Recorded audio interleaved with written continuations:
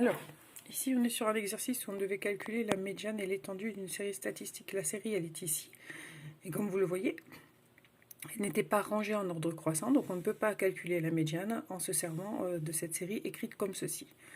Donc la première étape, c'est de l'écrire rangée en ordre croissant, d'accord, tous les termes, sans en oublier aucun, donc c'est pour ça que j'ai souligné à chaque fois pour être sûr de ne rien avoir oublié. J'ai calculé ici la moyenne pour bien vous faire montrer la différence entre une moyenne et une médiane. Donc la moyenne ici, donc en additionnant toutes les valeurs et en divisant par 11, puisqu'il y a 11 valeurs, donne 93,8. La médiane, elle, vous devez faire deux groupes de même effectif. Donc l'effectif total, c'est 11. Donc ça veut dire qu'on va faire deux groupes de 5. Et puis il y aura une valeur au milieu, cette fois-ci, parce que l'effectif total est impair. Et donc, on va pouvoir séparer donc de 5 valeurs.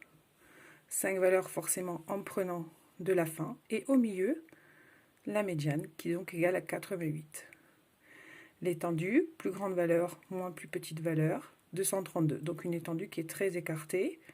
D'accord? Et une médiane et une moyenne qui ne sont pas du tout pareilles. Ici, ça veut dire que 50% des valeurs sont inférieures ou égales à 88 et 50% des valeurs sont supérieures ou égales à 88.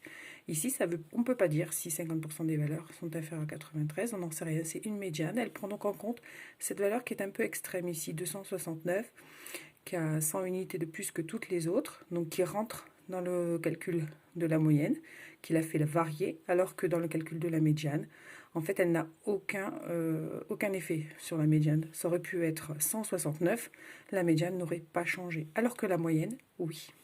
Voilà.